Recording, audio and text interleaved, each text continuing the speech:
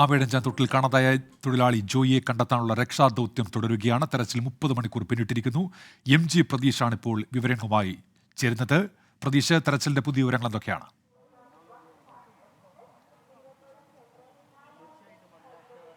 ഉന്മേഷ, അല്പസമയം മുമ്പാണ് വെള്ളം പമ്പ് ചെയ്യാൻ തുടങ്ങിയിട്ടുണ്ട്. ഞാനിപ്പോൾ നിൽക്കുന്നത് ഈ തിരുവനന്തപുരം റെയിൽവേ സ്റ്റേഷന്റെ പുറകുവശത്താണ്. അതായത് ഈ ടണൽ എക്സിറ്റ് ഇവിടെയാണ് ഉള്ളത്. നേരത്തെ ഈ കഴിഞ്ഞ ദിവസം രാവിലെ ജോയി അകപ്പെട്ട ആ ടണലിന്റെ പുറകുവശമാണ് നമ്മളിപ്പോൾ ദൃശ്യങ്ങളിൽ കാണുന്നത്. ഇവിടേക്കാണ് നിലവിൽ ഈ വെള്ളം പമ്പ് ചെയ്യുന്നത്. ഈ റെയിൽവേ സ്റ്റേഷനിലെ പ്ലാറ്റ്ഫോമിന്റെ മാൻഹോളിൽ നിന്നാണ് ശക്തിയായി വെള്ളം ഈ പവർ ഹൗസ് റോഡിലേക്ക്, അതായത് റെയിൽവേ സ്റ്റേഷന്റെ പുറത്തേക്ക് വെള്ളം പമ്പ് ചെയ്യുന്നത്.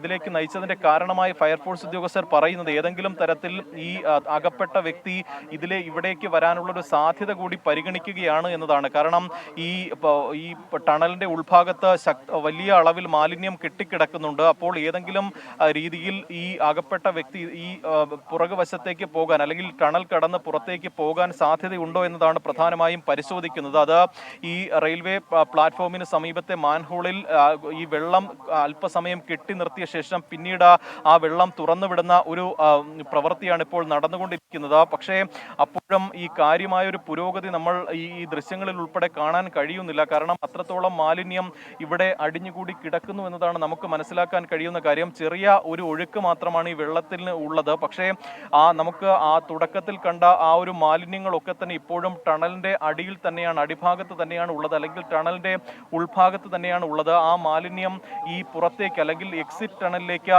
എത്തുന്നില്ല എന്നതാണ് ഈ ദൃശ്യങ്ങളിൽ തന്നെ മനസ്സിലാക്കാൻ കഴിയുന്നത്. അതുകൊണ്ട് തന്നെ ഈ അകപ്പെട്ട ജോയി ടണലിനുള്ളിൽ എവിടെയെങ്കിലും കുടുങ്ങിക്കിടക്കാനുള്ള ഒരു സാധ്യത തന്നെയാണ് നിലവിൽ ഫയർഫോഴ്സും വിലയിരുത്തുന്ന കാര്യം. കാരണം തുടക്കം മുതൽ തന്നെ അവരുടെയും ഒരു നിഗമനം അങ്ങനെ തന്നെ ആയിരുന്നു. ഈ ടണലിന്റെ അകത്ത് തന്നെ എവിടെയെങ്കിലും കുടുങ്ങിക്കിടക്കുമെന്ന് തന്നെയാണ് ഫയർഫോഴ്സിന്റെ പ്രതീക്ഷ. പക്ഷേ ഇപ്പോൾ സമയം അതിക്രമിച്ചിരിക്കുന്നു.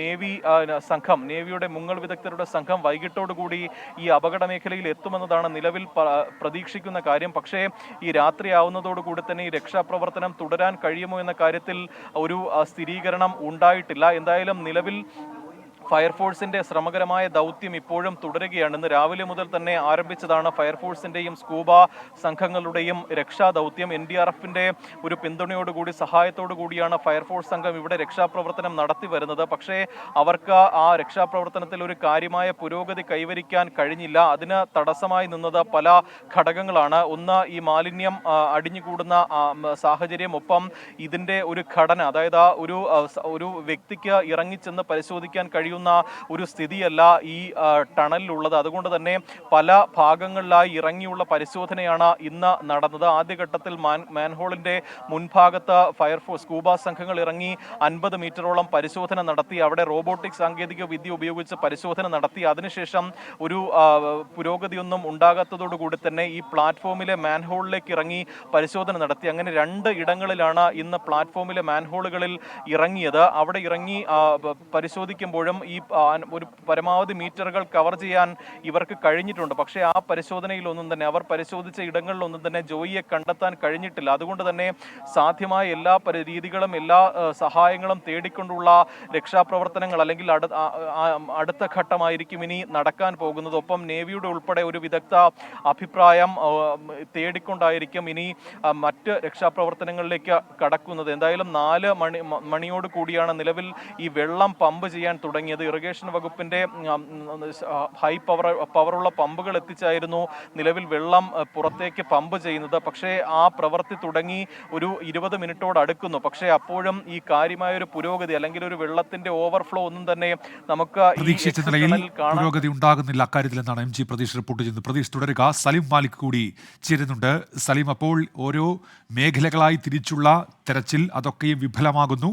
മാൻഹോളിൽ ഇറങ്ങിയുള്ള തെരച്ചിൽ, നേരത്തെ ആ ടണലിന്റെ ഒരു ഭാഗത്ത് നടന്ന തെരച്ചിൽ, അതൊക്കെ നമുക്കറിയാം, നമ്മുടെ മുൻപിലുണ്ട്.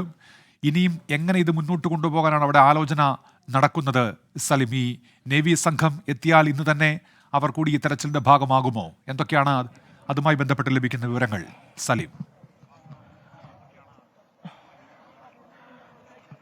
ഉന്മേഷ്, ഇതിലെ ഏറ്റവും പ്രധാനപ്പെട്ട കാര്യം, ഏറ്റവും അവസാന ഘട്ടം എന്ന നിലയിൽ ഫയർഫോഴ്സ് ചെയ്യുന്ന ഒരു പ്രവൃത്തിയാണ്. ഇതിൽ വലിയ പ്രതീക്ഷ ഉണ്ടായിട്ടല്ല, പക്ഷെ അതിനപ്പുറത്തേക്ക് മനുഷ്യസാധ്യമായതെല്ലാം ചെയ്ത ഫയർഫോഴ്സ്, എല്ലാം ചെയ്ത സ്ക്യൂബ ഡൈവിംഗ് ടീം, കഴിഞ്ഞ 30 മണിക്കൂറായ ഒരു മനുഷ്യന് വേണ്ടി തിരച്ചിൽ നടന്ന കുറെ മനുഷ്യർ, അവർക്ക് ഇനി എന്തെങ്കിലും സാധ്യതയുണ്ടെങ്കിൽ ആ സാധ്യത പ്രയോജനപ്പെടുത്തുക എന്നുള്ളതാണ് ഈ ഫ്ലഷിങ്ങിലൂടെ അവർ ലക്ഷ്യമിടുന്നത്. ഇതുകൊണ്ട് വലിയൊരു റിസൾട്ട് ഉണ്ടാകുമോ എന്നുള്ള കാര്യത്തിൽ വ്യക്തത ഇല്ലാത്തപ്പോഴും വീണ്ടും ഇപ്പോഴും ആ അഴുക്കുചാലിൽ കിടന്നുകൊണ്ട് സ്ക്യൂബ ഡൈവിംഗിന്റെ 2ലധികം സ്ക്യൂബ ഡൈവേഴ്സ് അതിന്റെ അകത്ത് തന്നെ കയറി നിന്ന് ആ വെള്ളം പമ്പ് ചെയ്ത് മറ്റൊരു പമ്പിലേക്കാക്കി അതിനുശേഷം അത് തടയണ കെട്ടി അവിടെ നിന്നും വലിയ ഫ്ലോയിൽ തൊട്ടപ്പുറത്തേക്ക് അടിച്ചു കളയുക. അതിലൂടെ എന്തെങ്കിലും സാധ്യതയുണ്ടോ എന്ന തിരച്ചിലിലാണ് ഇവർ ഇപ്പോൾ ഉള്ളത്. അതിനപ്പുറത്തേക്കൊരു വലിയ അത്ഭുതം ഇവർ ഈ ഘട്ടത്തിൽ പ്രതീക്ഷിക്കുന്നുമില്ല.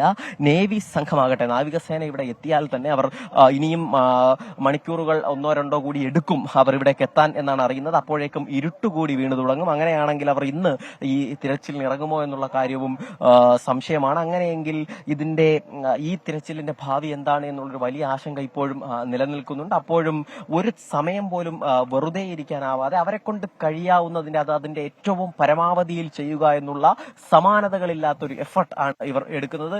തീർച്ചയായും ഈ രക്ഷാപ്രവർത്തനത്തിന് ശേഷം ഇത് ജോയിയെ കണ്ടെത്താൻ കഴിയട്ടെ എന്ന് തന്നെയാണ് നമ്മുടെ പ്രതീക്ഷ. അതിനുശേഷം ഈ ജോയിയെ കണ്ടെത്തിയാലും ഇല്ലെങ്കിലും എന്തായാലും ഈ തിരച്ചിലിന്റെ റിസൾട്ട് എന്ത് തന്നെയായാലും ശരി, ഏറ്റവും ഒടുവിൽ ഈ തിരച്ചിലിനൊടുവിൽ ഉറപ്പായും ഫയർഫോഴ്സിന്റെ ചരിത്രത്തിലെ തന്നെ സമാനതകളില്ലാത്തൊരു രക്ഷാപ്രവർത്തനം, ഒരു രക്ഷാദൌത്യം, അത് ഫയർഫോഴ്സിന്റെ ചരിത്രത്തിലെ അടയാളപ്പെടുത്തലായി തന്നെ മാറുമെന്ന കാര്യത്തിൽ ഒരു സംശയവുമില്ല. കാരണം മനുഷ്യർ ആരും ഇറങ്ങുക പോലും ചെയ്യാത്ത അത്രയും വൃത്തികെട്ട, അത്രയും മലിനമായ അന്തരീക്ഷമുള്ള ആമയിഴഞ്ചാൻ തോടിൽ, അതിലെ തന്നെ ഏറ്റവും മോശം സ്ഥലത്ത്, പ്രത്യേകിച്ചും റെയിൽവേയുടെ അനാസ്ഥയിൽ, റെയിൽവേയുടെ പിടിപ്പുകേടിൽ ഏതായാലും ഇപ്പോഴും രക്ഷാപ്രവർത്തനം തുടരുന്നു എന്നുള്ളത്.